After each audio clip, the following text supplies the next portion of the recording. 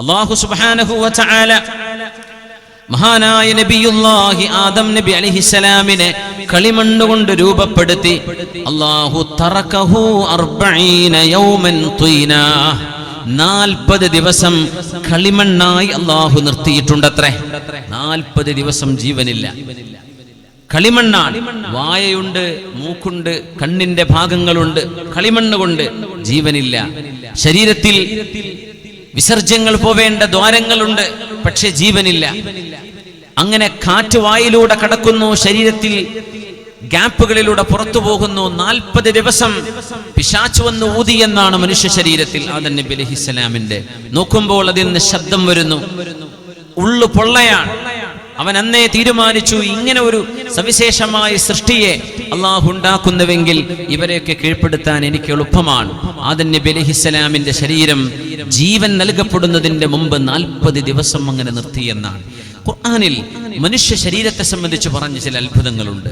അള്ളാഹു പറഞ്ഞു ഖലഖഹു മിൻ തുറാബ്, അള്ളാഹു മനുഷ്യനെ മണ്ണിൽ നിന്ന് പടച്ചു. പിന്നെ പറഞ്ഞു മിൻ തീൻ, ചെളിയിൽ നിന്ന്, കളിമണ്ണിൽ നിന്ന്. മണ്ണും വെള്ളവും ചേരുമ്പോഴാണ് തീൻ എന്നാവുക.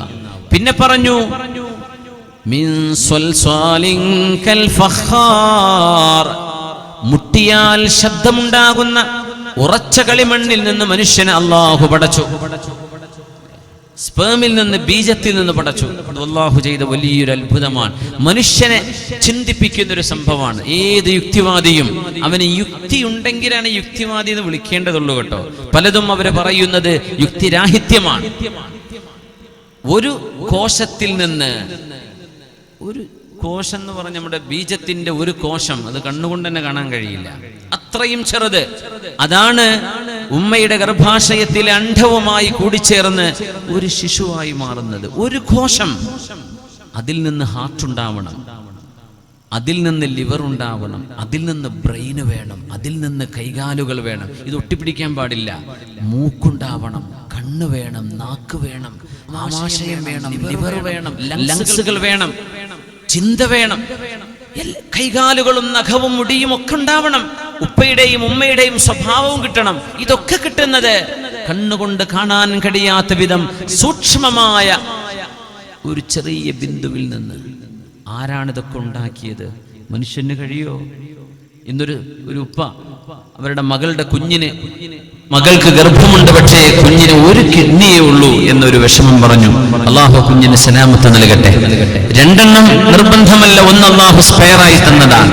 പക്ഷേ ഒന്നുകൊണ്ടും സർവൈവ് ചെയ്യാം. ആ ഉപ്പയുടെ വേദന, എന്റെ കുഞ്ഞിന് എന്റെ മോളുടെ കുഞ്ഞിന് ഒരു കിഡ്നിയെ കാണുന്നുള്ളൂ, 1 ഇല്ലെന്നാണ് ഡോക്ടർമാർ ഇപ്പൊ സ്കാനിങ്ങിൽ പറഞ്ഞത്. പക്ഷേ 1ഓ 2ഓ ആകട്ടെ, ഒരു ഏക കോശത്തിൽ നിന്ന് അള്ളാഹു അത് സൃഷ്ടിച്ചില്ലേ? ആർക്കത് ചെയ്യാൻ കഴിയും? ആർക്കുണ്ടാക്കാൻ കഴിയും? ഒരു കുഞ്ഞിനെ ജന്മം നൽകുന്നത് അല്ലാഹുവല്ലേ. നമ്മുടെ ഉപ്പയെ സൃഷ്ടിച്ചുകൊണ്ട് വിശുദ്ധ ഖുർആൻ ചില ഘട്ടങ്ങളെ സംബന്ധിച്ച് പറഞ്ഞു. ആ ഘട്ടങ്ങളിൽ ഒന്ന് ഖുർആൻ എടുത്തു നോക്കിയാൽ പല രീതിയിൽ പരാമർശങ്ങൾ കാണാം. അല്ലാഹു പറഞ്ഞു മണ്ണിൽ നിന്ന് സൃഷ്ടിച്ചു ആദം നബി. പിന്നെ ചിലയിടത്ത് അല്ലാഹു പറയുന്നു മിൻ തീനിൽ ലാസിബ്, ഫ്രം ക്ലേ, കളിമണ്ണിൽ നിന്ന് എന്ന് പറഞ്ഞു. പിന്നെ പറഞ്ഞു മിൻ സ്വൽസ്വാലിൻ കൽ ഫഖാർ, മുട്ടിയാൽ ശബ്ദമുണ്ടാകുന്ന ഉറച്ച മണ്ണിൽ നിന്ന്. നമ്മളൊക്കെ കളിമണ്ണിന്റെ പാത്രങ്ങൾ അല്ലേ പറയുമല്ലോ, ഇപ്പൊ ഗ്യാസുമേൽ വെച്ചിട്ടൊന്നും ടേസ്റ്റ് വരുന്നില്ല, പലരെങ്കിലും പറഞ്ഞു കേൾക്കാറുണ്ട്. ആ ഒരു മൺചട്ടിയിൽ ഉണ്ടാക്കുന്ന രസമൊന്നും ഭക്ഷണത്തിന് ഇപ്പൊ കിട്ടുന്നില്ല എന്നൊക്കെ. ഈ മൺചട്ടി അതിനാണ്, അതുണ്ടാക്കിയ ആ ഉണങ്ങി അത് മുട്ടിയാൽ ശബ്ദമുണ്ടാകുമ്പോഴാണ് സ്വൽസ്വാലിൻ കൽ ഫഖാർ. ഇതിങ്ങനെയാണെന്ന് ബോധ്യപ്പെടാൻ ഒരു എളുപ്പ വഴിയുണ്ട്. എങ്ങനെയെന്നറിയോ? ആദ്യം പറഞ്ഞു മണ്ണ്, പിന്നെ പറഞ്ഞു ചെളി, കളിമണ്ണ്, പിന്നെ പറഞ്ഞു ഉറച്ച കളിമണ്ണ്. മനുഷ്യൻ മരിച്ചാൽ എന്താ സംഭവിക്കുക?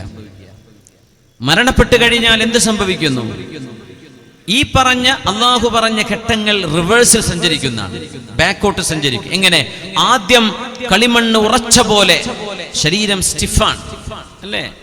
മരിച്ച മയ്യത്തിന്റെ കൈകാലുകൾ ഉറച്ചു പോയാൽ ഒന്നും ചെയ്യാൻ പറ്റില്ല, ബോഡി സ്റ്റിഫാവും, മടങ്ങില്ല, വഴങ്ങില്ല. ഒരു കല്ലിന്റെ മരത്തിന്റെ കഷ്ണം പോലെ ശരീരം മാറുകയാണ്. അതാണ് സ്വൽസ്വാലിൻ കൽ ഫഖാർ.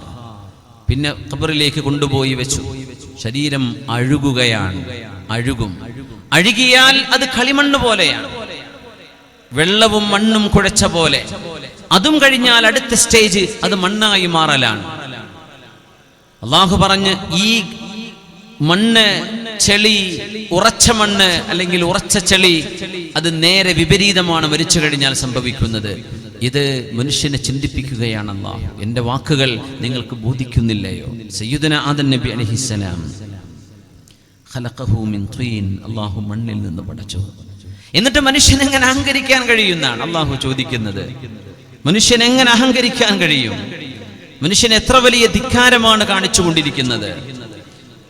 ധിക്കാരത്തിന്റെ വാക്കുകൾ പറഞ്ഞ മുഴുവൻ ആളുകൾക്കും പതനം സംഭവിച്ചിട്ടുണ്ട് ലോകത്തിൽ. അള്ളാഹു അത്തരം രാഷ്ട്ര നേതാക്കന്മാർക്ക് ചരിത്രത്തിൽ വട്ടപൂജ്യമാണ് മൂല്യം കൊടുത്തത്.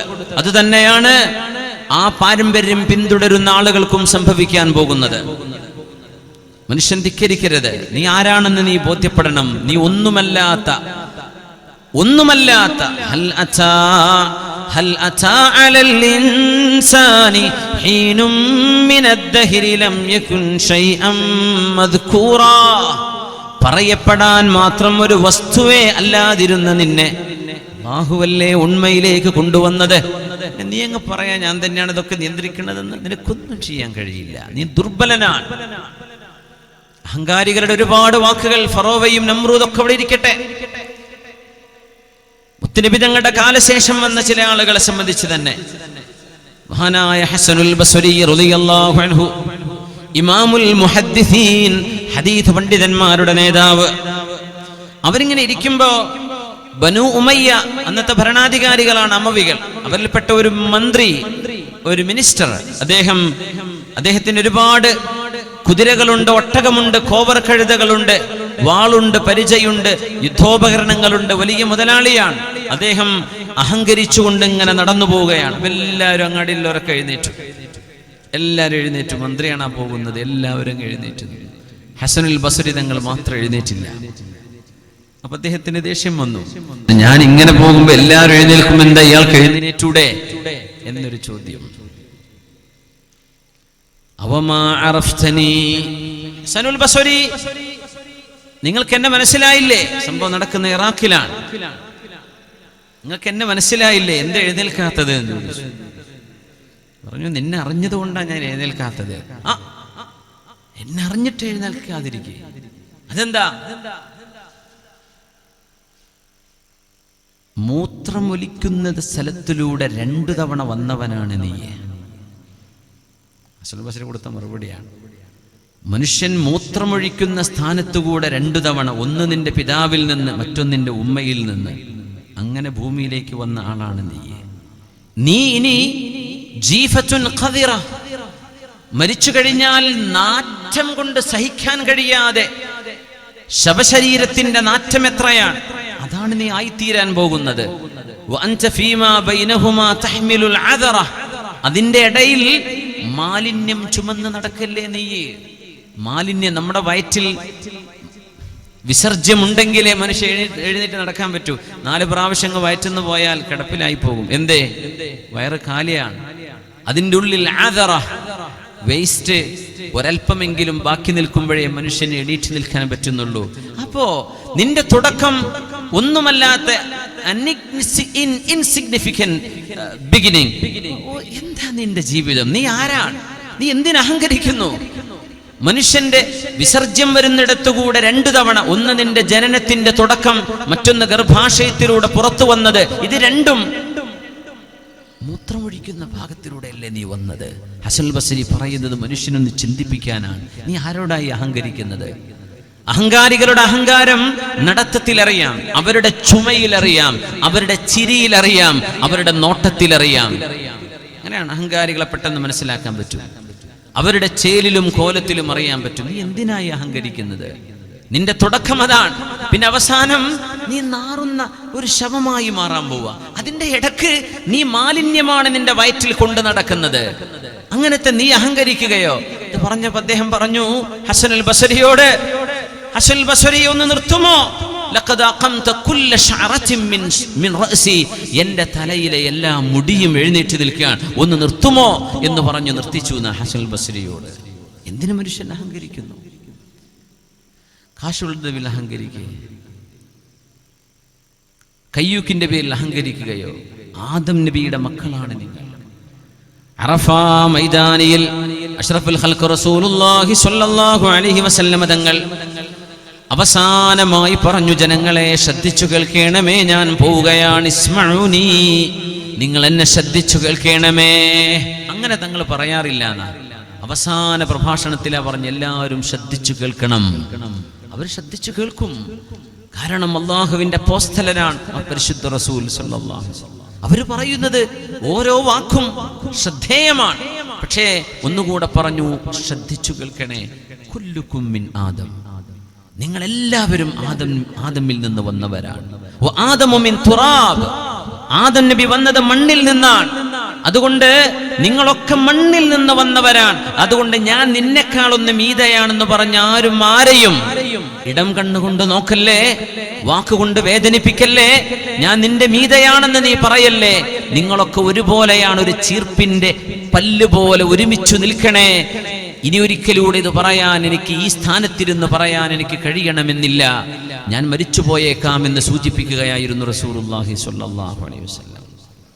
തഊസ് ഇബ്നു കയ്യിസാൻ റഹ്മത്തുള്ളാഹി അലൈഹി, പ്രഗൽഭനായ താബിഈയാൻ, മഹാനായ അല്ലാമ സ്വഹാബിയായ ഇബ്നു അബ്ബാസ് റളിയല്ലാഹു അൻഹുവിന്റെ ശിഷ്യനാണ് തഊസ് ഇബ്നു കയ്യിസാൻ റഹ്മത്തുള്ളാഹി അലൈഹി. അദ്ദേഹം പറയാൻ, ഞാൻ ഹജ്ജിന് വന്ന നേരം ഹറമിൽ ഒരുപാട് ആളുകളുണ്ട്. ഞാൻ എൻ്റെ ഇബാദത്തിലാണ്, നിസ്കാരത്തിലാണ്. അതിനിടയിൽ ഒരാളും വരവും ഒച്ചപ്പാടും ബഹളവും ഒക്കെ കേട്ടു. ആരോ ഒരു നേതാവ് ഹറമിലേക്ക് വരികയാണ്. നോക്കുമ്പോൾ അന്ന് ഇറാഖ് ഭരിച്ചിരുന്ന ക്രൂരനായ ഭരണാധികാരി ഹജ്ജാജ് ഇബ്നു യൂസുഫാണ് വരുന്നത്. എല്ലാവരും പേടിച്ച് വിറച്ച് എഴുന്നേറ്റ് നിൽക്കുകയാണ്. അപ്പോ ഹജ്ജാജ് ഇബ്നു യൂസുഫിന്റെ ശിങ്കിടിമാർ, മന്ത്രിമാർ, അദ്ദേഹത്തിന്റെ കയ്യാളന്മാർ അവിടെ വന്ന് ഹറമിന്റെ ഭാഗങ്ങളിൽ ടെന്റ് കെട്ടുന്ന പോലെ ആണിയടിച്ച് അമ്പുകൾ കുത്തിവെച്ച് വേലി വെച്ചിരിക്കുകയാണ്.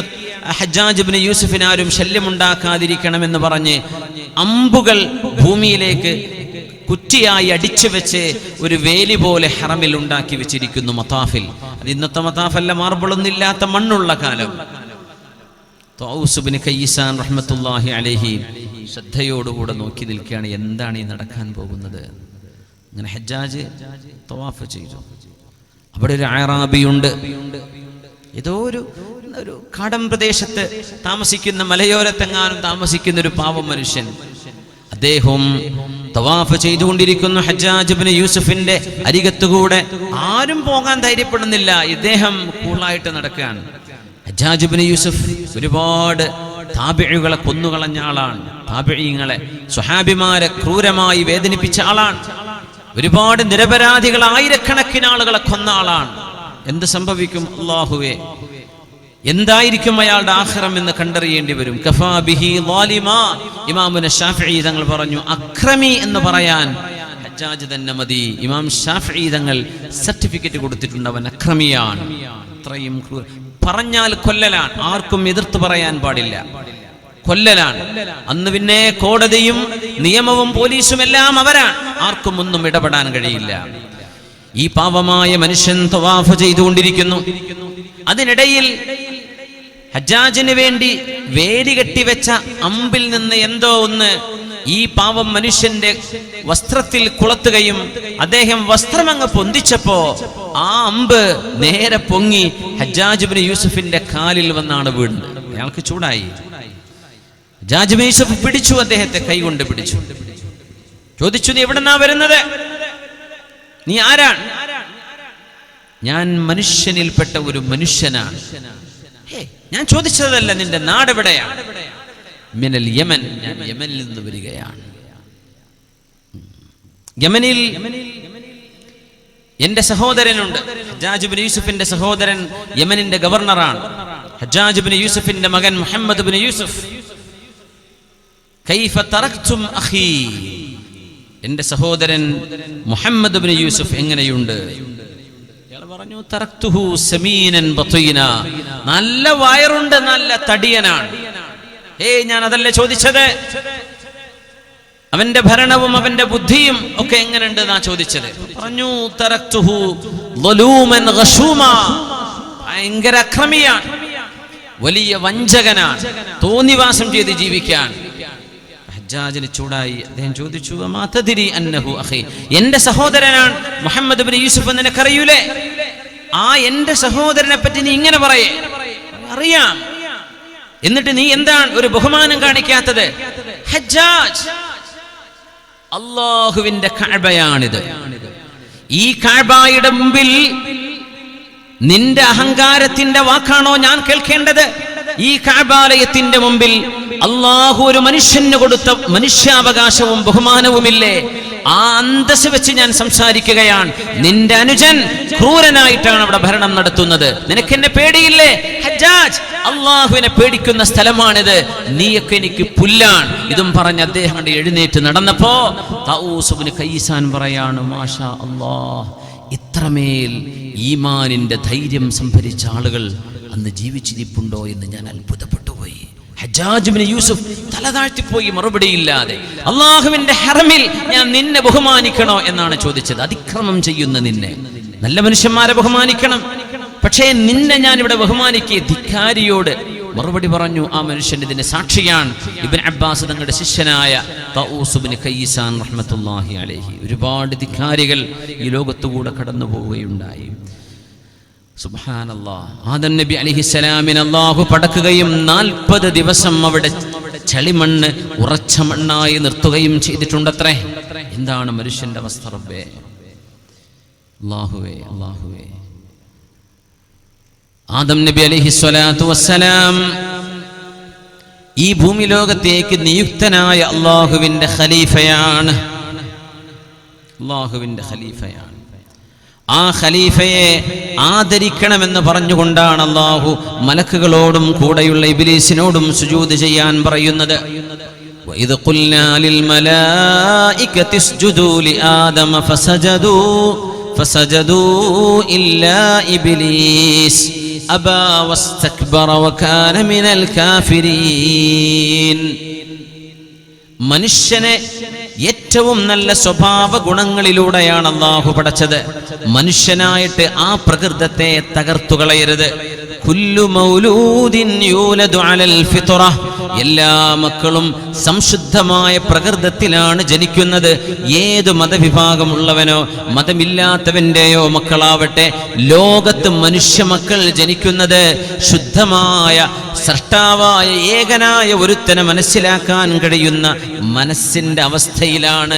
എന്നാൽ അവൻ ബഹുദൈവ ആരാധകനായി മാറുന്നത് അവന്റെ ചുറ്റുപാടുകളാണ്. ഫഅബവാഹു, അവന്റെ ഉമ്മയും ഉപ്പയുമാണ് അവരെ സത്യത്തിന്റെ ചിന്തയിൽ നിന്ന് മാറ്റി മറ്റു മതങ്ങളിലേക്കോ ചിന്തകളിലേക്കോ മതനിരാശത്തിലേക്കോ മക്കളെ കൊണ്ടുപോകുന്നത് ചുറ്റുപാടുകളാണെന്ന് പരിശുദ്ധ റസൂലുള്ളാഹി സ്വല്ലല്ലാഹു അലൈഹി വസല്ലം.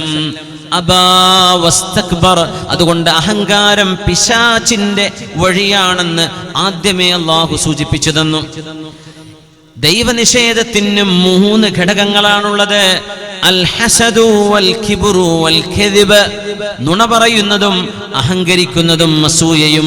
ഈ 3 ഘടകങ്ങളിൽ നിന്നാണ് കുഫർ, ദൈവനിഷേധം ഉടലെടുത്തു വരുന്നത്. ഒന്ന് അഹങ്കാരം, മറ്റൊന്ന് അസൂയ, മറ്റൊന്ന് കളവ്. അതുകൊണ്ട് അഹങ്കാരം ഒരാളിലുണ്ടെങ്കിൽ കുഫറിന്റെ 3ൽ 1 അംശം അയാളിലുണ്ടെന്നാണ്. അതുകൊണ്ടാണ് റസൂലുള്ളാഹി തങ്ങൾ പറയുന്നത്, ലാ യദ്ഖുലുൽ ജന്നത മൻ കാന ഫീ ഖൽബിഹി ഹബ്ബതു ഖർദലിൻ മിൻ കിബ്ർ. കിബ്റിന്റെ ഒരു ഘടകമണിയോളം കിബ്ർ ഹൃദയത്തിലുള്ളവർക്ക് അല്ലാഹു സ്വർഗ്ഗം നിഷിദ്ധമാക്കിയിരിക്കുന്നുവെന്ന് പരിശുദ്ധ റസൂൽ സ്വല്ലല്ലാഹു അലൈഹി വസല്ലം. എന്താണ് അഹങ്കാരം? നിസ്കരിക്കാൻ പറഞ്ഞാൽ, നല്ല കാര്യങ്ങൾ പറഞ്ഞാൽ അത് ചെയ്യാതിരിക്കുന്നത്.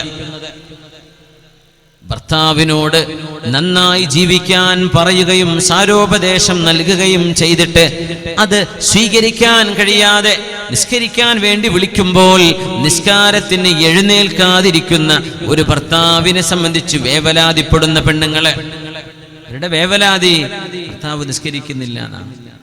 വിവാഹം കഴിഞ്ഞ് ആദ്യ രാത്രിയിൽ സുബഹി നിസ്കാരത്തിന് വേണ്ടി ഭാര്യ തന്റെ ഭർത്താവിനെ എഴുന്നേൽപ്പിക്കുമ്പോ ആ ഭാര്യ എഴുന്നേൽപ്പിച്ചത് ഇഷ്ടപ്പെടാത്ത ഭർത്താവ് തന്റെ ഭാര്യയെ ആദ്യ രാത്രിയുടെ അവസാനം സുബഹിയുടെ നേരത്ത് കണ്ണിൽ ഒരൽപ്പം നനവാക്കിയിട്ടെങ്കിലും ഒന്ന് ഉണർന്നോട്ടെ എന്ന് വിചാരിച്ച് സ്വന്തം പുതുമാരനെ ഖളാ ആകുന്നതിന്റെ മുമ്പ് നിസ്കരിക്കാൻ വേണ്ടി വിളിച്ച നേരത്ത് മുഖത്തടിച്ച ഒരു ഭർത്താവ്, ആ ബന്ധം ഇന്ന് ത്വലാഖിലൂടെ പിരിഞ്ഞു കഴിഞ്ഞു. നോക്കണം, ഇതാണ് അഹങ്കാരം എന്ന് പറയുന്നത്. ഇതിന്റെ പേരാണ് കിബ്ർ.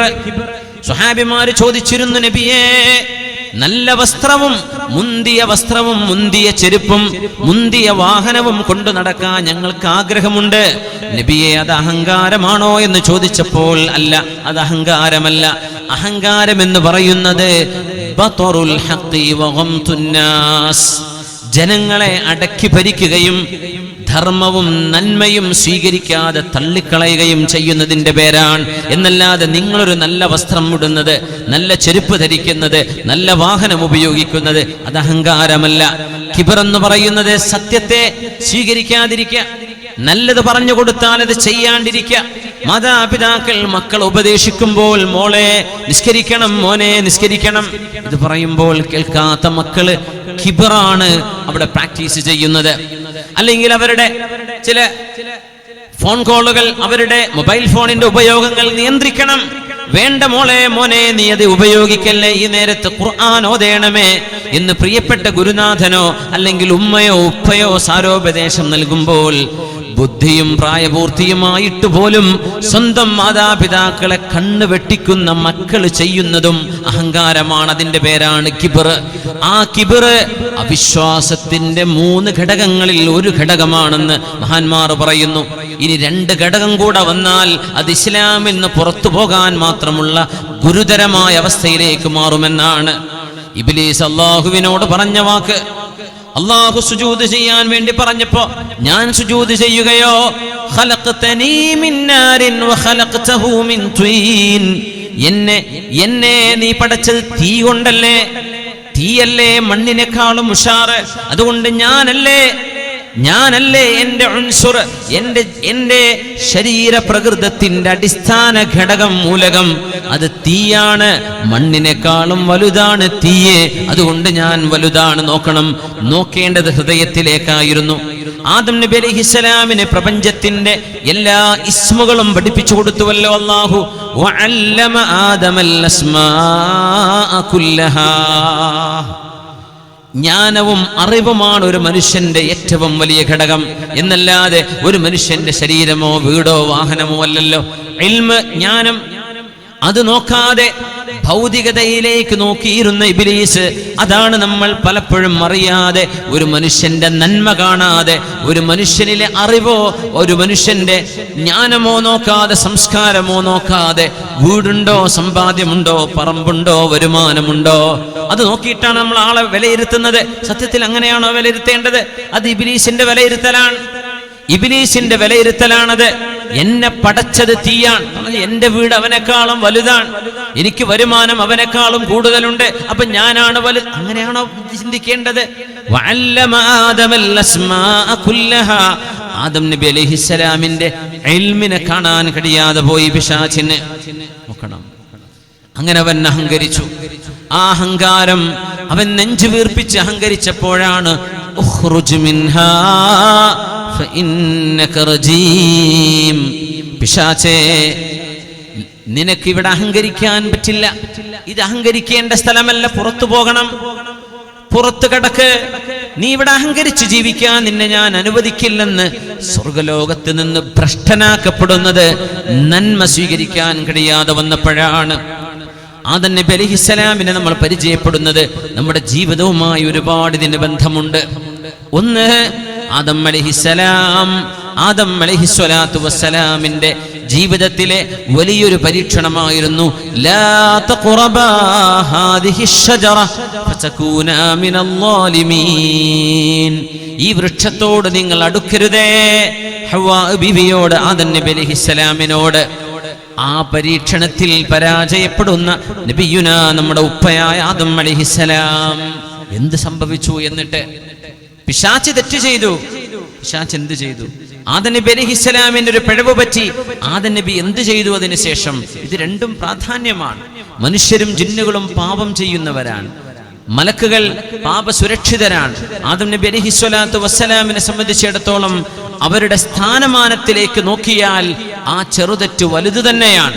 പക്ഷേ നബിയുല്ലാഹി ആദം നബി അലൈഹിസ്സലാം എന്ത് ചെയ്തു അതിനുശേഷം എങ്ങനെ അതിനെ പരിഹരിച്ചു, അതും ഒരു വലിയ വിഷയമാണ്. ഇബ്ലീസ് അഹങ്കരിച്ചുകൊണ്ട് ഇറങ്ങിപ്പോയി. എന്നിട്ട് പറഞ്ഞു, ബിമാ അഗ്വൈതനി, പടച്ചവനെ നീ എന്നെ പഴപ്പിച്ചല്ലേ, ഇനി ഞാൻ മനുഷ്യരെ മുഴുവൻ ഞാൻ പഴപ്പിക്കും. അഹങ്കരിച്ചുകൊണ്ട് ഇറങ്ങിപ്പോയി എന്നാണ്. അഹങ്കാരം ഖൽബിലേക്ക് വരരുത്. നാം ആരെക്കാളും വലുതാണെന്ന് തോന്നരുത്. ഒരു പിഞ്ചു കുട്ടിയെ കാണുമ്പോൾ നമ്മൾ ചിന്തിക്കണം, അല്ലാഹുവേ, ഞാൻ ചെയ്തത്ര തെറ്റ് ആ കുഞ്ഞ് ചെയ്തിട്ടില്ലല്ലോ, അവൻ എന്നെക്കാളും നല്ലവനാണ്. മുതിർന്ന ഒരാളെ കാണുമ്പോ പടച്ചവനെ, അയാൾ എന്നെക്കാളും ആയുസ്സുണ്ടായ ആളാണ്, അതുകൊണ്ട് എന്നെക്കാളും ഒരുപാട് നന്മകൾ അയാൾക്ക് ചെയ്യാൻ കഴിഞ്ഞിട്ടുണ്ടായിരിക്കാം, എനിക്ക് പാപങ്ങൾ കൂടുതലാണ്. ഇങ്ങനെ ചെറിയ മക്കളെ കാണുമ്പോഴും അവർ നമ്മളെക്കാൾ മുമ്പിലാണ്. കാരണം അവർ ചെറുതാണ്, ഞാൻ ചെയ്തത്ര തെറ്റവർ ചെയ്തിട്ടില്ല. മുതിർന്നവരെ കാണുമ്പോൾ നന്മയെ ആലോചിക്കുക, എന്നെക്കാളും നന്മ ചെയ്യാൻ അവസരമുണ്ടായവരാണ്. രണ്ട് നിലക്കും അവർ മുന്നിലാണ്, ഞാൻ താഴെയാണ്. അങ്ങനെയാണ് നമ്മൾ വിചാരിക്കേണ്ടത്. അന്നൊരു ഭരണാധികാരി, അദ്ദേഹത്തിന്റെ ഭരണം നഷ്ടപ്പെട്ടപ്പോ തൊട്ടടുത്തുള്ള നാട്ടുകാർ ആ നാട്ടിലേക്ക് അദ്ദേഹം വരുന്നു എന്ന് കണ്ടപ്പോ ആ ഭരണാധികാരി അധികാരം നഷ്ടപ്പെട്ട് അടുത്ത നാട്ടിലേക്ക് ഓടുകയാണ്. അപ്പോ അധികാരമുള്ള കാലത്ത് അദ്ദേഹം അവർക്ക് ചില സഹായങ്ങളൊക്കെ ചെയ്തിരുന്നു. നാട്ടിലേക്ക് എത്തിയപ്പോ അവരദ്ദേഹത്തിന് വേണ്ടി വിരിപ്പ് വിരിച്ച് സ്വീകരിച്ചു. അത് കണ്ടപ്പോൾ അദ്ദേഹം പറഞ്ഞു, ലിമിസിലി ഹാദാ ഫൽയഅമലിൽ ആമിലൂൻ, പണിയെടുക്കേണ്ടവരൊക്കെ എടുക്കേണ്ടത് ഇതുപോലെ ഒരു ദിവസത്തിന് വേണ്ടിയാണ് എന്ന് പറഞ്ഞ് ഇങ്ങനെ കാർപ്പറ്റിലൂടെ ഒക്കെ നടക്കാനുള്ളൊരു തൗഫീക്കിന് വേണ്ടി. എവിടെ അധികാരം പോയിട്ടാണ് ഇയാൾ വരുന്നത്, പക്ഷെ അധികാരം പോയത് നാട്ടുകാരറിഞ്ഞിട്ടില്ല, തൊട്ടടുത്ത നാട്ടുകാർ. അതുകൊണ്ട് അവർ സ്വീകരിച്ചു. പക്ഷെ അദ്ദേഹം തനിക്ക് നഷ്ടപ്പെട്ട അധികാരത്തെ സംബന്ധിച്ച് ചിന്തിക്കുകയല്ല, ഇതുപോലെ ഇനിയും അഹങ്കരിക്കണമെന്ന് ചിന്തിച്ച് കാർപ്പറ്റിലൂടെ നടന്നു നീങ്ങുമ്പോൾ ഇതുപോലത്തെ ഒരു നാളിന് വേണ്ടിയാണ് അധ്വാനിക്കേണ്ടത് എന്ന് പറഞ്ഞൊരു ഭരണാധികാരിയെ നമ്മുടെ മഹാന്മാർ രേഖപ്പെടുത്തി വെച്ചിട്ടുണ്ട് ചരിത്ര ഗ്രന്ഥങ്ങളിൽ. മറ്റൊരാൾ അബ്ബാസി ഭരണാധികാരിയാണ്. ടൈഗ്രീസിന് കുറുകെ ഒരു പാലമുണ്ട്. ആ പാലം കടക്കാൻ വേണ്ടി അയാൾ കാത്തിരിക്കുകയാണ്. അപ്പൊ അദ്ദേഹം പാലത്തിന്റെ അരികിൽ നിന്ന്, അന്ന് മരത്തിന്റെ പാലങ്ങളാണ്, ടൈഗ്രീസ് മുറിച്ചു കിടക്കണം. അദ്ദേഹം ഇപ്പുറന്നിട്ട് പറഞ്ഞു, ഒരുപക്ഷേ എന്റെ ബഹുമാനം താങ്ങാൻ മാത്രം ഈ പാലത്തിനായില്ലെങ്കിലോ എന്ന് പറഞ്ഞ് തിരിഞ്ഞു നടന്നു എന്നാണ്. തൻ്റെ ധിക്കാരത്തിന്റെ ഒരു വലുപ്പം നോക്കണം. എന്റെ ബഹുമാനം താങ്ങാൻ ഒരുപക്ഷെ ഈ പാലത്തിന് കഴിഞ്ഞില്ലെങ്കിലോ, എന്റെ ഭാരം താങ്ങാൻ എന്നല്ല. എന്നിട്ട് അയാൾ തിരിഞ്ഞു നടന്നു. നമ്മുടെ പണ്ഡിതർ രേഖപ്പെടുത്തി വെച്ചു. ഹജ്ജാജ് ഇബ്നു അർത്ത പണ്ഡിതനായിരുന്നു, ഹദീസ് പണ്ഡിതനാണ്. പക്ഷെ അദ്ദേഹത്തിന് അഹങ്കാരം കടന്നുകൂടിയിരുന്നു എന്ന് ചരിത്രത്തിൽ കാണാൻ കഴിയും. അദ്ദേഹം ഒരു മജ്ലിസിലേക്ക് വന്നപ്പോൾ ആളുകൾ പറഞ്ഞു, ഇജ്ലിസ് സുദറൽ മസ്ജിദ്, സുദറൽ മജ്ലിസ്, നമ്മുടെ മജ്ലിസിന്റെ സെന്ററിൽ മധ്യത്തിൽ വന്നിരുന്നോളൂ എന്ന് പറഞ്ഞപ്പോൾ അദ്ദേഹം പറഞ്ഞു, ഞാൻ എവിടെ ഇരുന്നാലും അതൊരു സുദറാണല്ലോ, അങ്ങനെയാണ്, ഞാൻ എവിടെ ഇരുന്നാലും അതൊരു സെന്ററായി മാറുമല്ലോ, അതുകൊണ്ട് ഞാൻ എവിടെ നിന്നാലും കുഴപ്പമില്ല. സ്വന്തത്തെ കുറിച്ച് അങ്ങനെ ചിന്തിക്കാൻ പാടില്ലെന്നാണ്.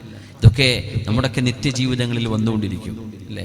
ഒരു സാധാ മുഅല്ലിമിന് സുദർസ്ഥാനം കാണുമ്പോൾ ബഹുമാനവും സ്നേഹവും അള്ളാഹു കൊടുത്ത റഹ്മത്താ ചിന്തിക്കേണ്ടത്. മൂപ്പരംഗം മാറി എനിക്കവിടെ കയറിയിരിക്കാൻ വല്ല ഒപ്പുണ്ടോ എന്ന് ചിന്തിച്ചു പോകരുത്. ഒരു സാധാരണക്കാരൻ മറ്റൊരു സാധാരണക്കാരനെ കാണുമ്പോൾ അവൻ്റെ ആ നിലയും അവൻ്റെ നിഅമത്തും നഷ്ടപ്പെട്ട് എനിക്കവിടെ കയറിയിരിക്കണം, അസൂയ, ഇത് പാടില്ലാത്ത വിഷയമാണ്. എത്രയോ ആളുകൾ ഇന്ന് സിഹ്ർ കൊണ്ട് ബുദ്ധിമുട്ടുകയാണ്, മാരണം ചെയ്യുക. പൂജാരികളെ കൊണ്ടും അല്ലാത്തവരെ കൊണ്ടും പിശാചിന്റെ സഹായം കൊണ്ട് ഒരു മനുഷ്യനെ ഉപദ്രവിക്കുക. ചിലപ്പോൾ 500 രൂപ കൊടുത്താൽ കിട്ടുമായിരിക്കും. പക്ഷേ ഈ ചെയ്ത ദുൽമ് എടുത്തു മാറ്റാൻ നല്ല മനുഷ്യന്മാരെ കിട്ടണം. അത് എടുത്തു മാറ്റാൻ ഒരുപാട് കാലം ത്യാഗം ചെയ്യണം. ആ ഒരു ദുൽമ് ചെയ്യാൻ എത്ര എളുപ്പമാണ്.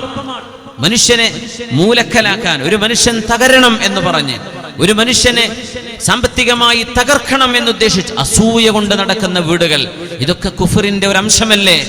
കുഫറിന്റെ ഒരു അംശമല്ലേ നമ്മൾ ഈ കൊണ്ട് നടക്കുന്നത്?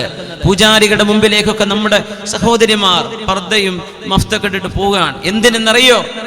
എന്തിന്? സിഹ്ർ ചെയ്യിക്കാൻ, മാരണം ചെയ്യിക്കാൻ, ദുൽമ് ചെയ്യിക്കാൻ.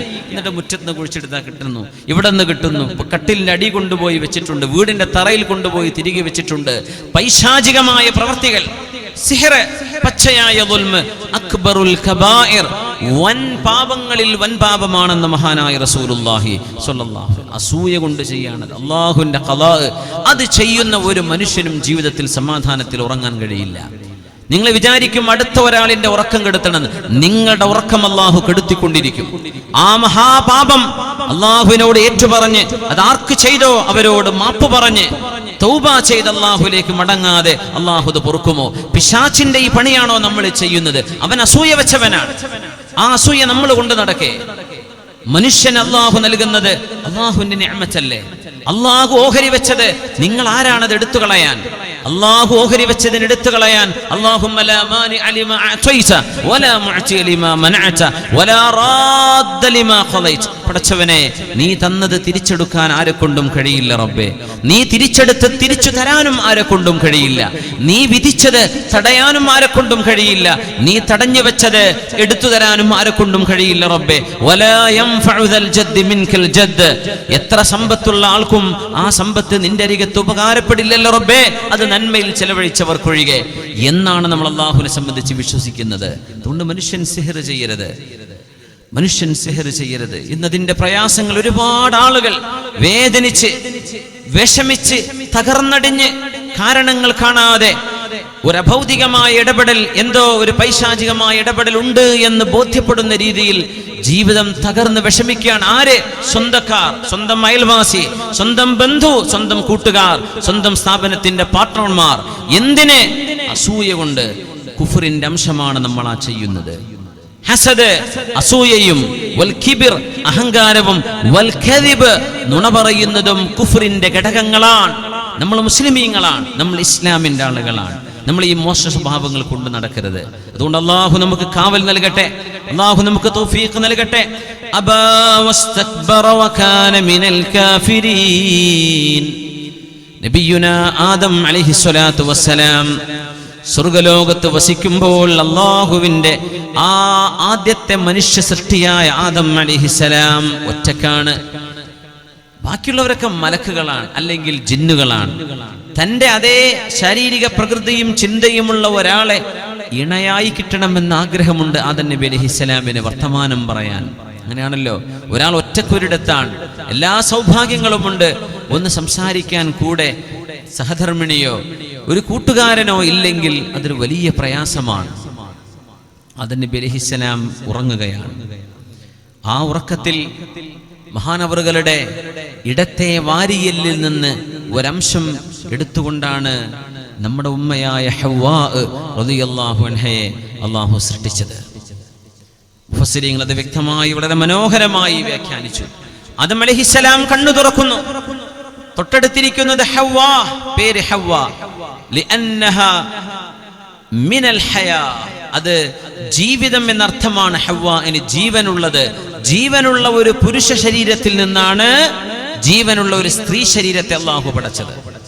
അല്ലാഹുവിന്റെ സൃഷ്ടിപ്പ് 4 വിധമാണ്. ഒന്ന്, ഉമ്മയും വാപ്പയും ഉള്ളവർ, നമ്മളൊക്കെ അങ്ങനെയാണ്. 2, ഉമ്മയും വാപ്പയും ഇല്ലാത്തവർ, അത് ഒരാളേ ഉള്ളൂ, നബിയുല്ലാഹി ആദം അലൈഹിസ്സലാം. ഇനി ഉമ്മയുണ്ട് വാപ്പയില്ല, അത് നബിയുല്ലാഹി ഈസാ അലൈഹിസ്സലാം. പിന്നെ പുരുഷ സാന്നിധ്യമുണ്ട്, ഒരു പുരുഷ ഒറിജിനുണ്ട്, പക്ഷേ ഉമ്മയില്ല, അതാണ് നമ്മുടെ ഉമ്മയായ ഹവ്വാ ബീവി റളിയല്ലാഹു അൻഹാ. അപ്പോ ഉമ്മയുള്ളതും ഉമ്മയില്ലാത്തതും, വാപ്പയുള്ളതും വാപ്പയില്ലാത്തതും, രണ്ടാളുമുള്ളതും രണ്ടാളുമില്ലാത്തതും, ഇത് 4 സൃഷ്ടിപ്പിന്റെ രൂപങ്ങൾ അല്ലാഹു പടച്ചു വെച്ചു. അതുകൊണ്ട് ഈസാ നബി അലൈഹിസ്സലാമിന്റെ ജീവിതം ഒരിക്കലും, അത് ഈസാ നബി അലൈഹിസ്സലാമിനൊരു ഭൗതികമായ പിതാവില്ലാത്തത് ദൈവപുത്രനാക്കാൻ കാരണമല്ല എന്ന് പഠിപ്പിക്കുകയാണ് ഖുർആൻ. നമുക്ക് ആദം നബി അലൈഹിസ്സലാമിലേക്ക് തിരിച്ചു വരാം. ആദം നബി അലൈഹിസ്സലാം അവരെ കാണുന്നു, ആശ്വാസം തോന്നി തന്റെ ഭാര്യയെ കണ്ടപ്പോ. അല്ലാഹു വിവാഹം ചെയ്യിച്ചു കൊടുത്തു. വിശുദ്ധ ഖുർആൻ പറയട്ടെ, ബിസ്മില്ലാഹിർ റഹ്മാനിർ റഹീം. ومن آياته أن خلق لكم من أنفسكم أزواجا لتسكنوا إليها وجعل بينكم مودة ورحمة. വിവാഹം ചെയ്യാതെ നടക്കുന്ന ആളുകൾക്ക് ചിന്തിക്കാനൊരു ആയത്താണിത്. വിവാഹം വേണ്ടെന്ന് ശഠിച്ച് നടക്കുന്നവർക്ക് ആലോചിക്കാനുള്ള ഇടമാണിത്. വമിൻ ആയാതിഹി അല്ലാഹു എവിടെയാണ്, അല്ലാഹുവിനെ എങ്ങനെ മനസ്സിലാക്കാമെന്ന് അല്ലാഹുവിൻ്റെ ദൃഷ്ടാന്തങ്ങൾ അന്വേഷിച്ചു നടക്കുന്നവരോട് അല്ലാഹു പറയുന്നു, എൻ്റെ ദൃഷ്ടാന്തങ്ങളിൽ പെട്ടതു തന്നെയാണ് നിങ്ങൾക്കൊരു ഭാര്യയെ, ഒരു ഇണയെ ഞാൻ ഉണ്ടാക്കി തന്നത്. അല്ലാഹുവിൻ്റെ ദൃഷ്ടാന്തമാണ്. ഏതോ ഒരു കുടുംബത്തിൽ, നിങ്ങൾ അറിയാത്ത ഒരു കുടുംബത്തിൽ നിന്ന് നിങ്ങളുടെ സഹധർമ്മിണിയായി, കുടുംബിനിയായി കടന്നു വന്ന പെണ്ണ്, അവർക്കിടയിൽ, നിങ്ങൾക്കിടയിൽ അല്ലാഹു സ്നേഹവും ബഹുമാനവും ആദരവും സൃഷ്ടിച്ചു തന്നത് അല്ലാഹുവിൻ്റെ ഇടപെടലാണ്. വമിൻ ആയാതിഹി അല്ലാഹുവിൻ്റെ ദൃഷ്ടാന്തമാണ് അൻ ഖലഖ ലക്കും മിൻ അൻഫുസിക്കും, നിങ്ങളുടെ ശരീരം പോലോത്ത ശരീരത്തിൽ നിന്ന്, അതായത് ആണിന് പെണ്ണും പെണ്ണിന് ആണും, അസ്വാജൻ ലിതസ്കുനൂ ഇലൈഹാ, നിങ്ങളുടെ ഇണകളെ അല്ലാഹു പടച്ചു. എന്തിന്? ആ പെണ്ണിലേക്ക് നിങ്ങളുടെ മനസ്സ് കൊടുക്കുമ്പോൾ നിങ്ങൾക്ക് ആശ്വാസം ലഭിക്കത്തക്ക വിധം. വജഅല ബൈനകും മവദ്ദതൻ വറഹ്മ, നിങ്ങൾക്കിടയിൽ സ്നേഹവും കാരുണ്യവും ഉണ്ടാക്കിയതും അല്ലാഹു ചെയ്ത മഹാത്ഭുതമല്ലയോ? അല്ലാഹു നമ്മുടെ കുടുംബജീവിതങ്ങളിൽ സന്തോഷമുണ്ടാക്കി തരട്ടെ. ഭാര്യയിലേക്ക് നിങ്ങളുടെ മനസ്സ് കൊടുക്കുമ്പോൾ, അവളെ മാറ്റിവെക്കുമ്പോൾ മനസ്സമാധാനം ഉണ്ടാകുന്നില്ല. വിവാഹിതം ചെയ്യാൻ കഴിയുന്ന ഒരാളെ വിവാഹിതനാവാതെ നടന്നാൽ അവർക്ക് സമാധാനമുണ്ടാവുന്നില്ല. അവരുടെ മനസ്സ് വിറക്കുകയാണ്. ഏതെങ്കിലും അഫൈറുകളോ വഴിവിട്ട ബന്ധങ്ങളോ കൊണ്ടു നടക്കുന്ന ആളുകൾക്ക് അല്ലാഹു സമാധാനം നൽകുന്നില്ല. വജഅല ബൈനകും മവദ്ദതൻ വറഹ്മ, അല്ലാഹു നിങ്ങൾക്കിടയിൽ സ്നേഹവും കാരുണ്യവും ഉണ്ടാക്കിയില്ലേ? നോക്കണം, അല്ലാഹു സുബ്ഹാനഹു വ തആല ആദം നബി അലൈഹിസ്സലാമിനോട് ആ വൃക്ഷത്തിലേക്ക് പോകല്ലേ എന്ന് പറഞ്ഞു, അല്ലേ? ഒരു കാര്യം മഹാന്മാർ പറയുന്നു, നമ്മോടൊന്ന് ചെയ്യരുത് എന്ന് പറയുമ്പോൾ അത് ഏറ്റവും ഇഷ്ടപ്പെട്ടതായിട്ട് മാറും. അങ്ങനെയാണ്. ഒരു AC റൂം കൊടുത്തിട്ട്, ഉദാഹരണം പറയാം, ഭക്ഷിക്കാനുള്ള എല്ലാ സൗകര്യവും കുടിക്കാനുമുള്ളതൊക്കെ ആ റൂമിൽ അറേഞ്ച് ചെയ്ത് കൊടുത്തിട്ട് സ്വന്തം മകനോട് അല്ലെങ്കിൽ മോളോട്, ഭാര്യയോട് ഭർത്താവ് പറഞ്ഞു, ഈ റൂം വിട്ട് പുറത്തിറങ്ങരുത് എന്ന് പറഞ്ഞാൽ അവര് പറയും, കണ്ടോ ഞങ്ങളെ ജയിലിലാക്കി. ഈ റൂമിന്ന് പുറത്തു പോവണ്ടെന്നാ പറഞ്ഞത്. എവിടെ? പുറത്ത് പോയാൽ ഉണ്ടാകുന്ന അപകടങ്ങളൊക്കെ ഇല്ലായ്മ ചെയ്ത് സുരക്ഷിതത്വം കൊടുത്ത് നല്ല സൗകര്യം ചെയ്തു കൊടുത്താൽ പോലും അരുത് എന്ന് പറയുന്നത് അവർക്ക് ഇഷ്ടപ്പെട്ടതാണ്. അലി റളിയല്ലാഹു അൻഹു പറഞ്ഞു, ലൗ മുനിഅന്നാസു മിൻ ഫത്തിൽ ബഅരി ലഫത്തു. ഭയങ്കരമായ വാക്കാണത്.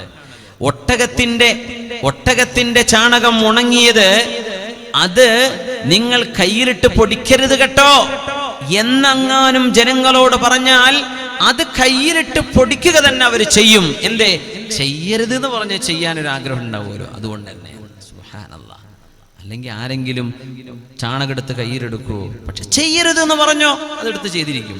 അതുകൊണ്ടാണ് മദ്യപാനം അല്ലാഹു അരുതെന്ന് പറഞ്ഞപ്പോൾ അത് വായിലേക്ക് കൊണ്ടുപോകാൻ, മയക്കുമരുന്നും ലഹരിയും അല്ലാഹു അരുതെന്ന് പറഞ്ഞപ്പോൾ അത് ഉപയോഗിക്കാനുള്ള വെമ്പലും, അത് കിട്ടുന്നിടത്തേക്ക് നമ്മുടെ മക്കൾ ഓടുന്നുണ്ട്. അവർക്കറിയാം ആരാണ് ഏജന്റുകളെന്ന്, എപ്പോ പോയാലാണ് ഫ്രഷ് സാധനം കിട്ടുന്നതെന്ന്, എന്ന് സാധനം നാട്ടിലെത്തും, ഇതൊക്കെ നമ്മുടെ ചെറുപ്പക്കാർക്ക് അറിയുന്നുണ്ട്.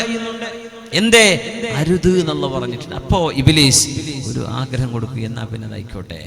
വ്യഭിചാരം അരുതെന്ന് പറയുമ്പോൾ അതിലേക്ക് മനസ്സ് പോകുന്നുണ്ട്. ഏതെല്ലാം തിന്മകൾ അല്ലാഹു പാടില്ലെന്ന് പറഞ്ഞിട്ടുണ്ടോ ആ പാടില്ലാത്തതെല്ലാം നമ്മുടെ മനസ്സിനുള്ളിൽ സ്നേഹമുള്ളതായി, ഇഷ്ടമുള്ളതായി മാറ്റാൻ പിശാചിന് കഴിയും. നമ്മൾ അതിന് വഴിപ്പെടരുത്. ആദം നബി അലൈഹിസ്സലാമിനോട് അല്ലാഹുവിന്റെ ആജ്ഞയുണ്ടായത് ഫകുലാ മിൻഹാ റഗദൻ ഹൈതു ശിഅ്തുമാ. ആദമേ, യാ ആദമുസ്കുൻ അൻത വസൗജുകൽ ജന്ന, നിങ്ങളും നിങ്ങളുടെ ഭാര്യയും സ്വർഗ്ഗത്തിൽ താമസിച്ചോളൂ. അല്ലാഹു നമുക്ക് ആ സ്വർഗ്ഗം കാണാൻ തൗഫീഖ് നൽകട്ടെ.